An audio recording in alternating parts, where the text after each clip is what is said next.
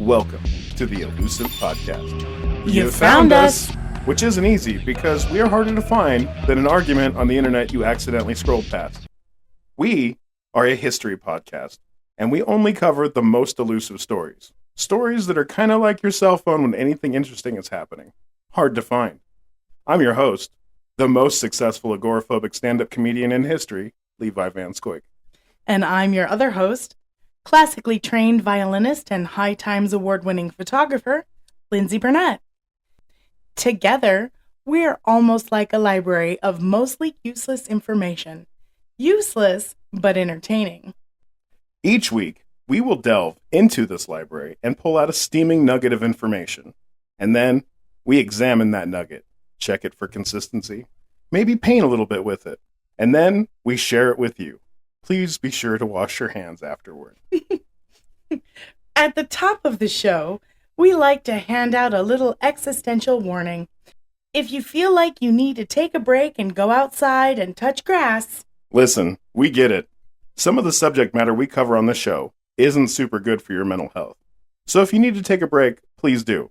Some of the stuff we cover can be pretty rough. Welcome, everybody. How'd you sleep?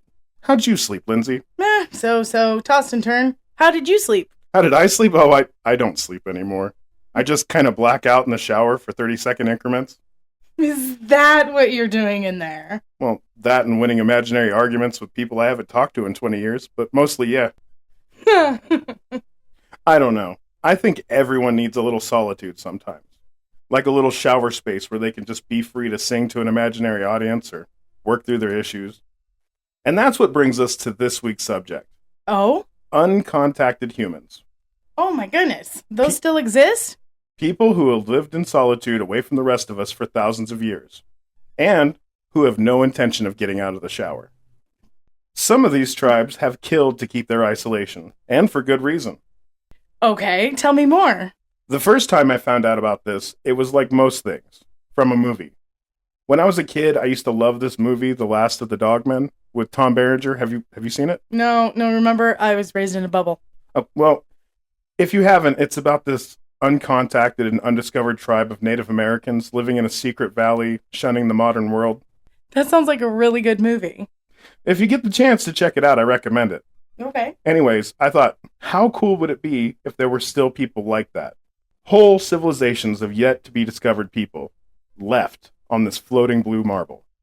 And guess what? There actually are people just like the people from that movie. What? They do exist? As a matter of fact, there are an estimated 100 to 200 uncontacted tribes in the world right now. That's a lot of people. Holy cow.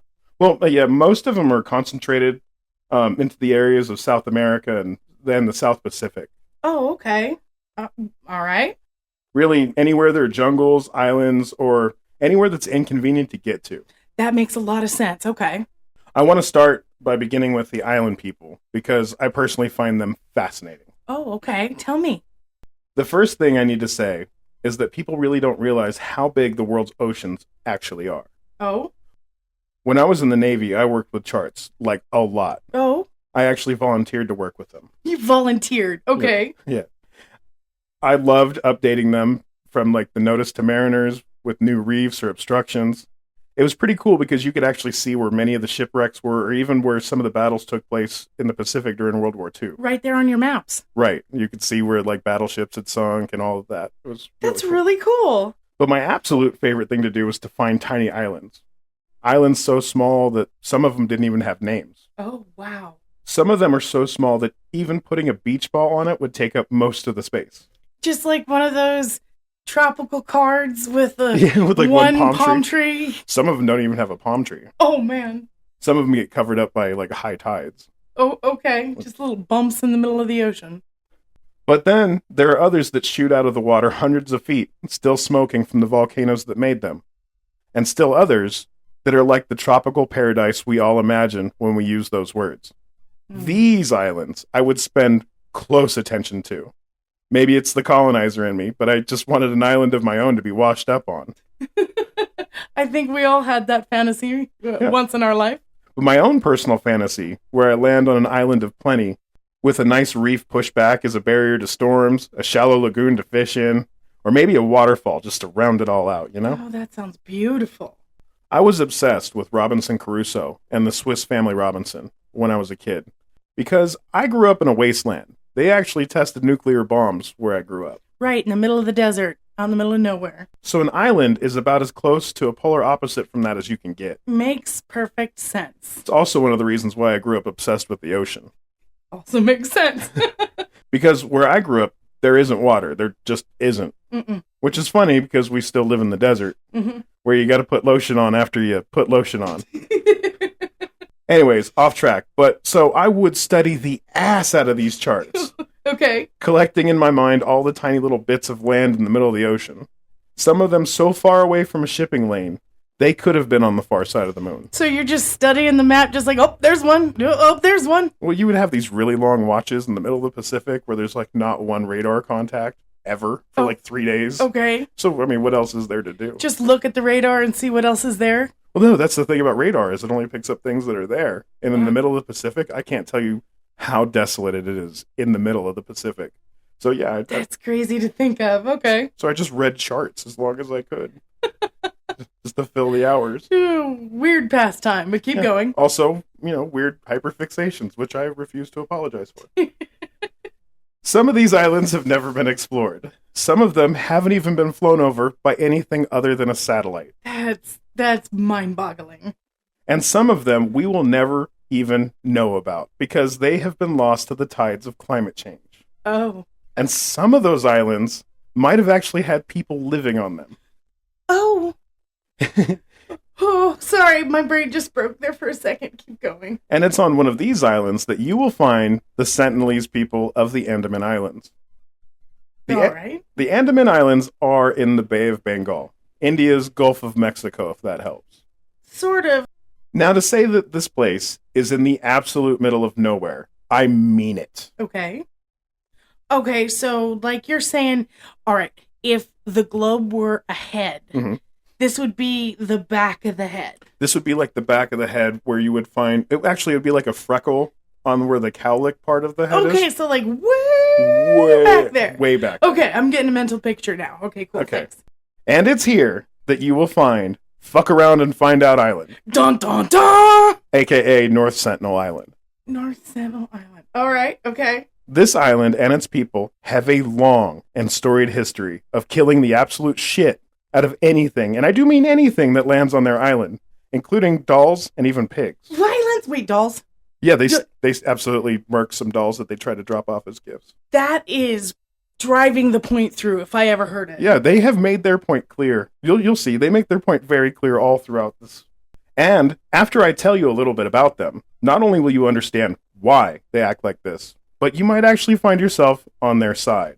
Oh, so they're the good guys. I'm here for this. These are definitely the good guys of the story. Okay. The Andamans and their story of their colonization by the British is a tale you can kind of guess for yourself. But here are the cliff notes. Okay. They show up. They either give people gifts or just shoot at them. Oh my God. Either way, the first people get sick afterwards because they're isolated immune systems. And then, when the British offer to help, they take it. And then they get enslaved and die a bunch more. And then somebody puts up a church. A bunch more people get sick. And then the ones that are left over that can be trusted by the crown then turn into little dictators that they have to conveniently come in and forcefully depose and set martial law. Oh, it's the British way.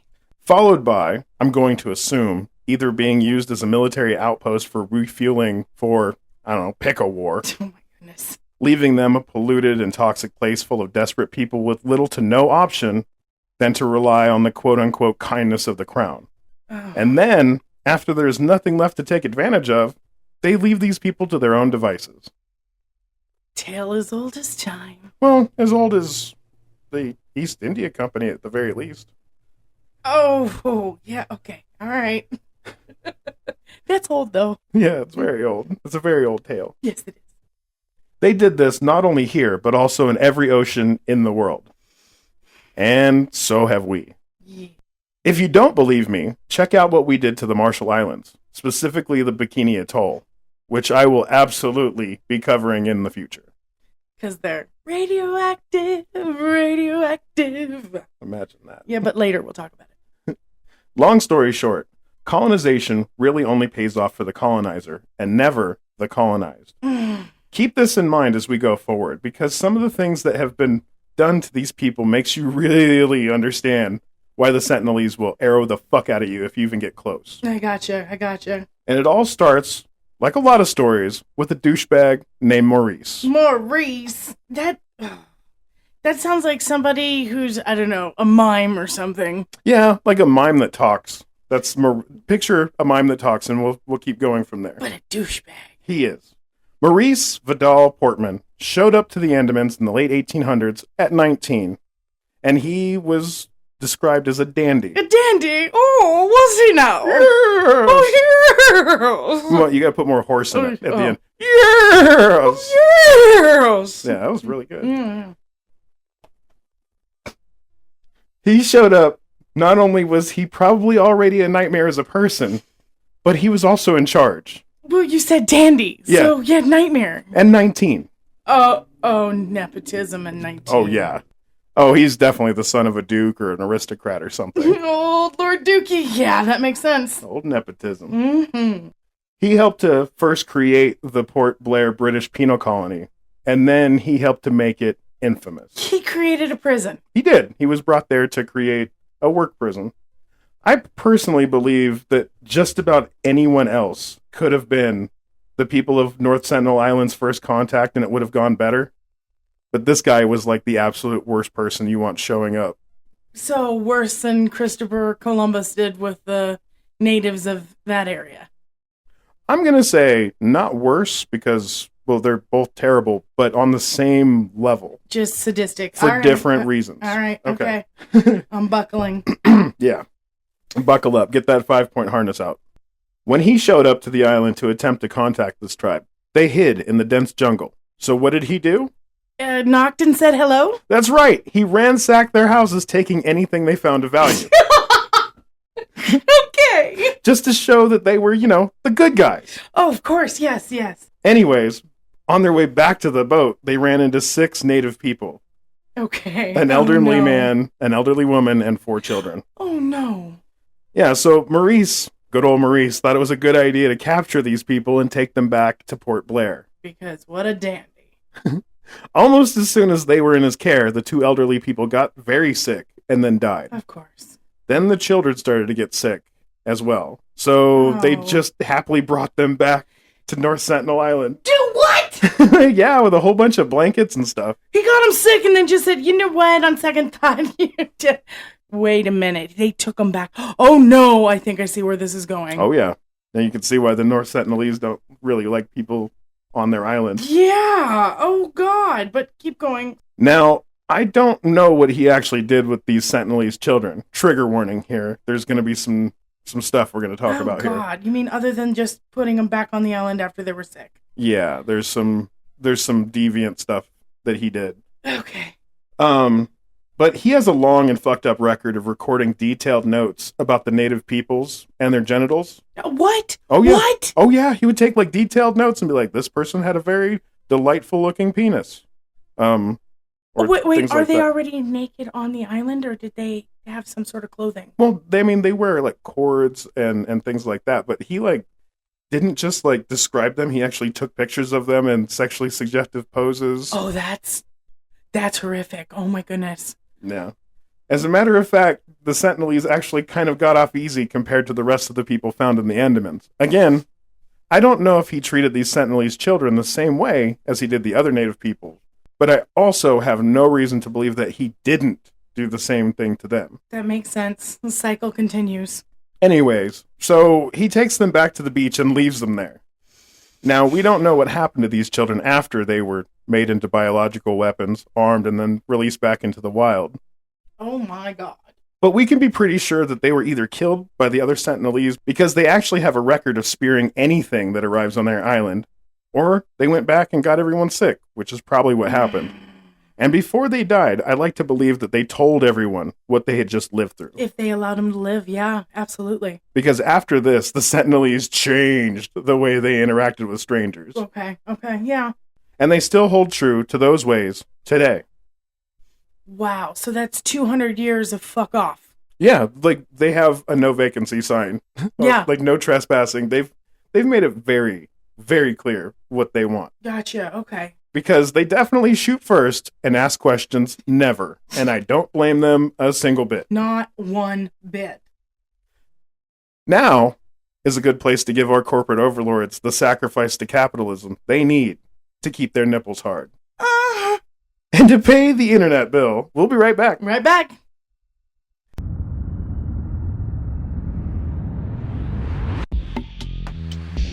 And we're back. We're back. Now that the rich people's nipples have been taken care of, let's get back to it. All right. After Maurice left them alone, they had their privacy once again. Okay. But it wouldn't last. Of course not. Aside from a few escaped prisoners from Port Blair coming to the island and getting immediately killed. Oh!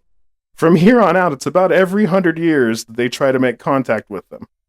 I have to wait. Hold on. Every 100 years? Yeah.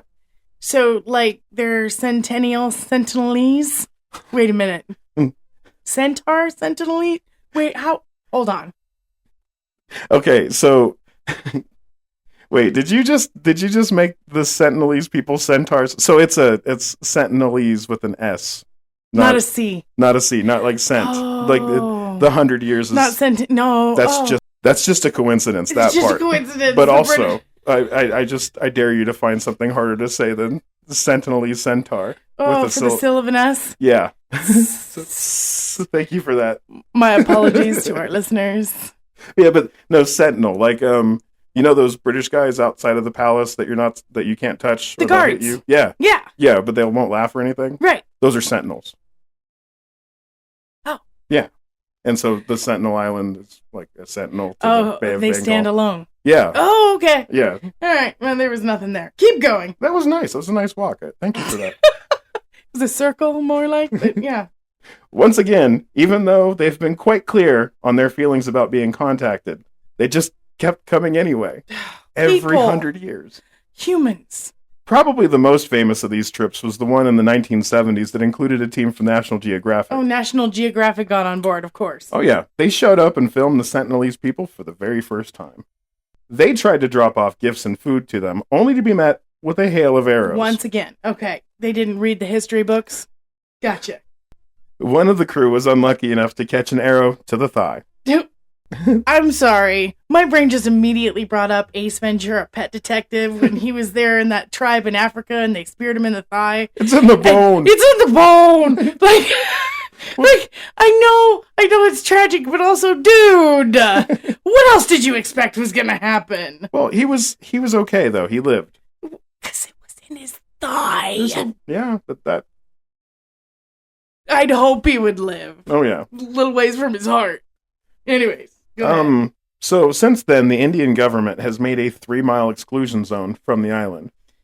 A fuck off zone. Yeah, and we'll probably cover a few more exclusion zones as we go, but it's basically like shorthand for if you enter this area, you will die. Okay, thank you for explaining that more, yeah. Whether we're talking about Chernobyl or some places here in America that are too irradiated to walk on, or this area here, 3 miles around the Sentinel Island, anywhere you go, there's an exclusion zone. It means death. Gotcha. And real quick, just for myself and maybe other people that may not know, in that exclusionary zone for the Sentinel Island, is that only on a map, or did they like buoy stuff out to say, don't go past here, you will not get past again? Well, due to the remote nature of the island, I myself haven't been there, but I would believe that they probably had buoys or something with like little skull and crossbones. So it's obvious. It's very, very... Okay, continue Yeah. my appreciation for the explanation. In 1981, a freighter ran aground. 50 of the Sentinelese came out to the beach and tried to attack the freighter. Oh, God! That night, the crew defended themselves with sticks and rocks, terrified that they were going to die. Oh, God. But in fact, they didn't die that night. The weather, which had helped to put the freighter on the beach, came back with a vengeance. Oh. It was because of this storm that the crew survived. So it blew it in and blew it right back out again. But it would take a full week. No, it didn't blow them back out. Their rescue crew had to come in. But it took a full week for the rescue crew to get to the boat to get them out. Oh, wow. Imagine what that week was like. and you would probably have a pretty good horror movie on your hands. No kidding. Yeah. That somebody out there needs to make that into a movie. Right. Wow. Yeah, right now. On January 4th, 1991, a successful expedition to the island finally happened. Oh, successful. For whatever reason, probably hunger, Okay. the inhabitants invited visitors to get close. They accepted gifts of fish and coconuts. Yep, that sounds like a hunger thing. Okay. A warrior came out with a bow and arrow and pointed it at the visitors. Oh, wow. Okay. When something beautiful happened. An older woman put her hand on the bow and made him lower it. Then helped him to bury the bow and arrow in the sand. What a gorgeous way to say, hey, we're not going to do anything. Yeah. Okay. The next day, the visitors came back. And at first, the islanders were fine with it. But then, one of the guys was on the beach and the dinghy got pushed out by the tide. Okay. And the North Sentinelese thought that he was trying to stay and they were trying to just drop him off at the beach. Uh-oh. The islanders took this as a sign that the visitors intended to stay.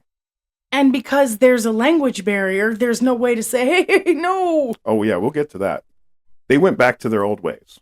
The visitors were barely able to escape with their lives.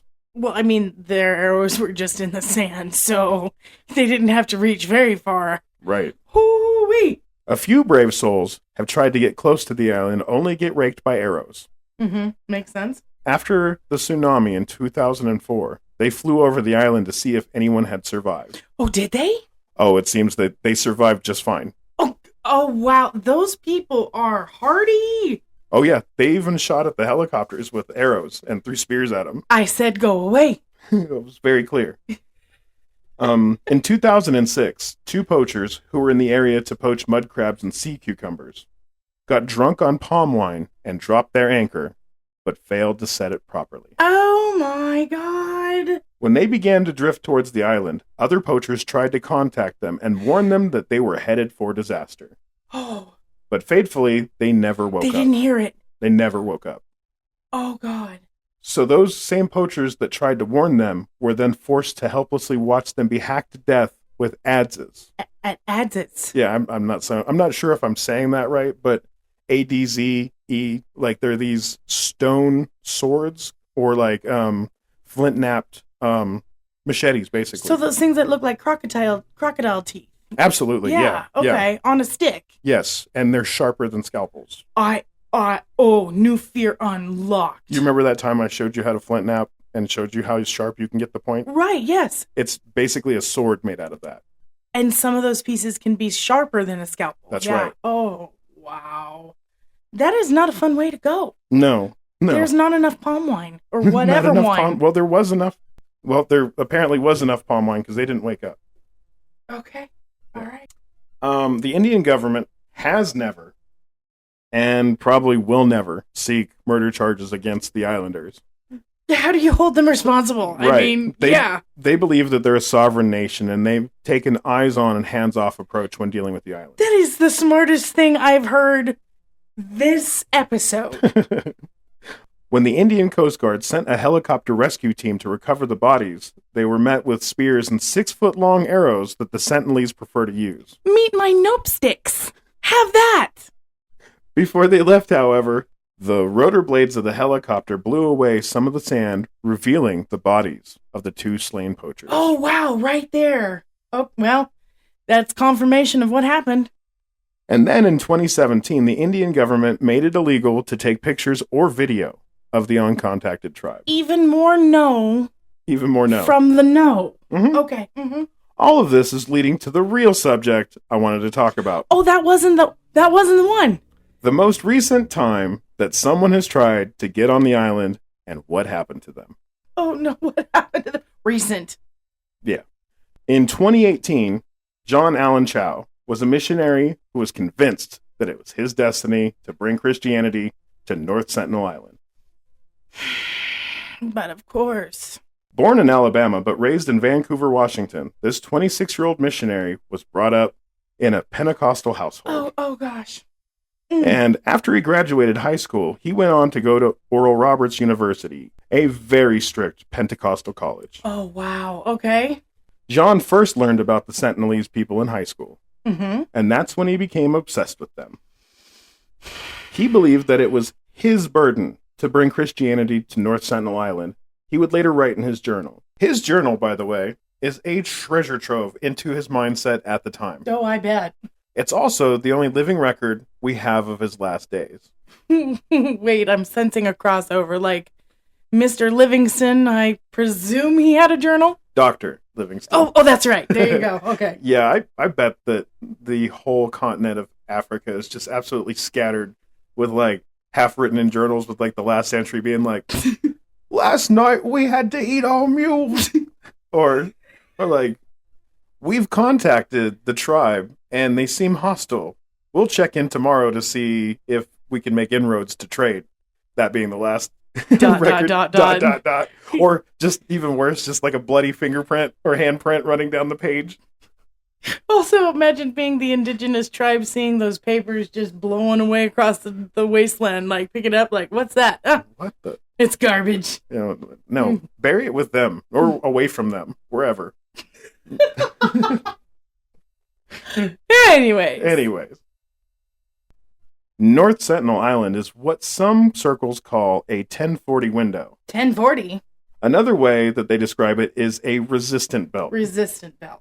Which is the largest area of the earth that's either unconverted or has the least amount of practicing Christians. Which makes sense, because it's the back head of the globe with the freckles. So, right. Yeah, okay. The people that live here are called by these missionary organizations unreached peoples. Okay. And they are the holy grail of the missionary world. That makes sense. The most sought after people to bring their religion to. This is like the big leagues of proselytizing. In their thinking, there can be no greater glory than to bring the word of their God to the people that have never heard it before. That makes sense. It's the ultimate trophy. Mm-hmm. Other religions have done this kind of work as well, but nobody does it quite like the Christians. Ain't no love quite like that. And so for this, that's who we're going to focus on. Okay. John was accepted into an intensive evangelical boot camp to instill a wartime mentality. Okay. What? It was run by this organization called All Nations. And here he learned to deal with the idea of being a missionary while being threatened with fake spears. Okay, so he basically role-played? Oh, he LARPed. Yeah, it was LARPing. Oh, but from what I can tell, it was admittedly pretty intense. Okay. He even took in-depth linguistic classes. The Sentinelese have a language completely different than any other language on Earth. Okay. Completely different and not at all similar to the islanders that they live around. Okay. On one occasion, an Andamanese was brought onto the island to try and interpret for the English. Oh, okay. To their surprise, they didn't have a single word they shared that either understood. That's fascinating. Which lends credence to the idea that even the Andamanese had never contacted this tribe. So they've been a fuck off for a long time. Yeah, and they live in the same archipelago. Neighbors. Yeah. Oh. It is estimated that they have lived on the island for approximately 60,000 years. 60,000 years? Whoa, that's a long time. It's believed that they may in fact be the oldest surviving culture on Earth. Wow! Believed to have come from the continent of Africa long before any people were thought to have traveled by boat. Wow, that is mind-boggling.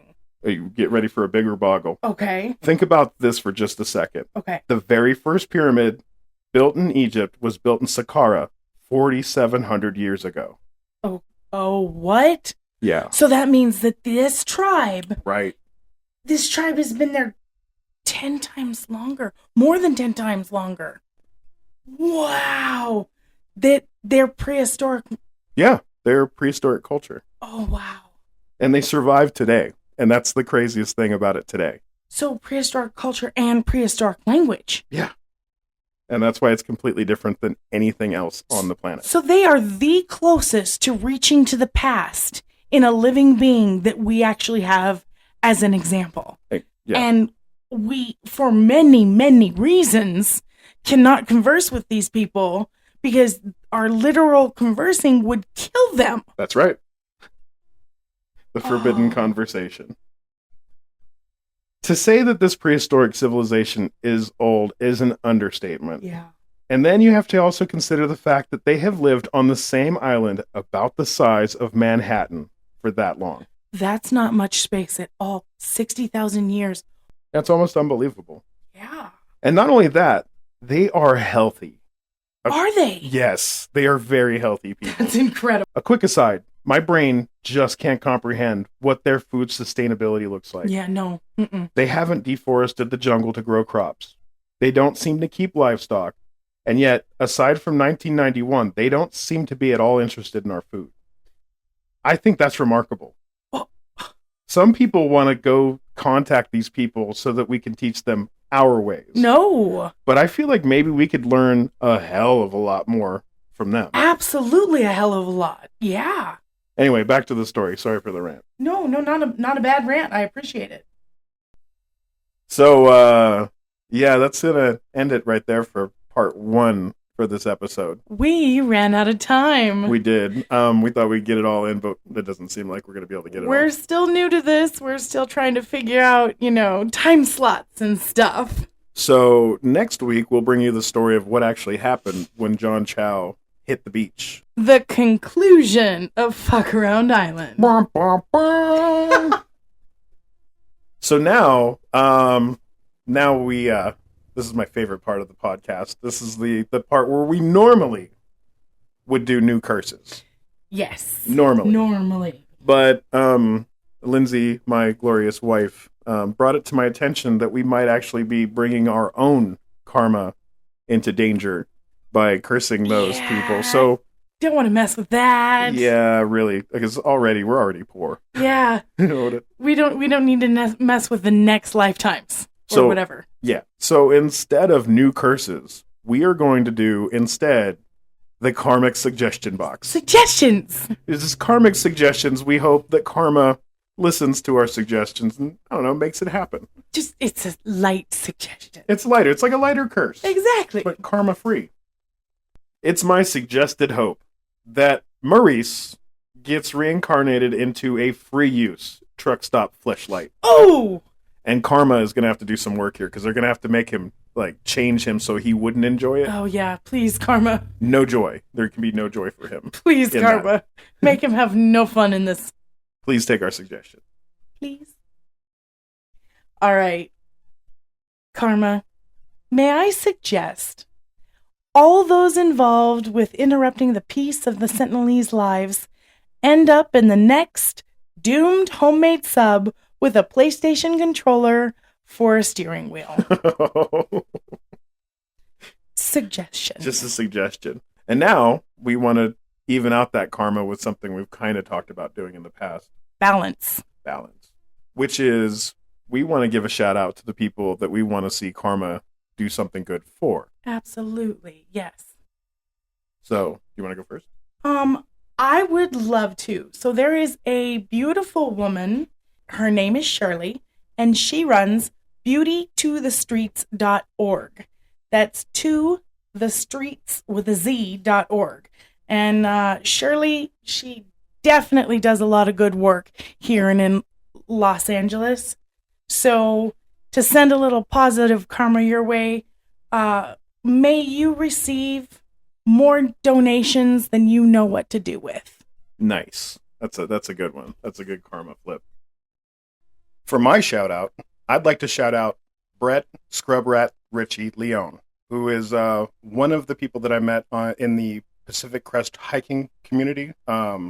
This person, Brett, he's like an angel person. Like a trail angel. Absolutely. He really is, but more so, he just is the best person I know. Between making beautiful works of art with wood. We actually have one of his pieces, and it's gorgeous. Yeah, it's a cutting board. It's so amazing. And he makes those at Lumber Cycle Sawmill, if you were looking to get any of his products. Lumber Cycle? Okay. Yeah, Lumber Cycle. Sean's Outpost is an unhoused camp that he also donates his time at, building shelters, fixing fences, helping with solar power. Mutual aid. Mutual wow. aid, yeah. As well as Border Kindness, the Free Shit Collective, Borderlands Relief Collective, and the Al Otro Lado for border stuff. If you guys feel like you want to donate, please do. Please Please give go him. check it out. Absolutely. Yeah, this man is the man who needs your money. If you're looking to do something good with your money, that's the guy to It'll send go it to a great place. And I'd like to end by saying that I sincerely hope that every time Brett sneezes, that a union gets collective bargaining.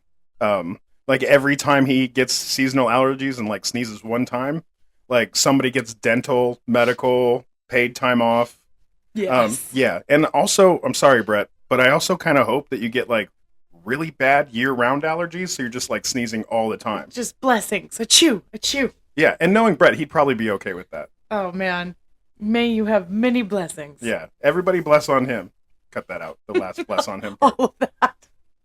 To you there at home, also, we want to give you guys as many positive vibes and hope that karma brings you guys all of the positive things that you have coming to you. Absolutely. We cover really heavy stuff here, but that's not our whole world.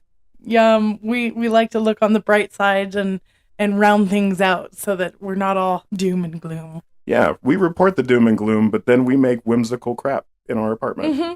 Report it and just smoke bomb. Whimsy. Yeah, speaking of which, do you want to talk about your whimsies? What, Lyndsay's whimsies, you mean? Those are them. The things that I plug at the end of every single podcast? Yes. Go ahead and check it out. I do artistic stuff. I make resin earrings. I do polymer clay, quilt, fun stuff and videos. So go check me out. Aside from doing the random lightsaber TikTok video on TikTok, as approximately 11 ninjas, you can also find my books on Amazon or wherever books are found. Go check them out. They're really good read. If you enjoy sci-fi, but about pets, dogs and cats and cows being the creator of our entire culture, give it a read. It's a whole universe. It's so much more than that. But absolutely, go check it out. Yeah, and that's The Treaty of the Coil and The Wrath of the Coil, both available now on Amazon and wherever books are sold.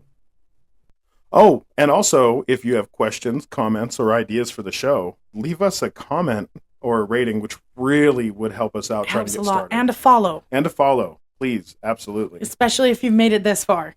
But then also, if you have show ideas or comments or questions about shows that we've done in the past, you can hit us at elusivehistory@gmail.com. And as always, we like to leave you with positive vibes and to remind you to stay safe out there. Elusive.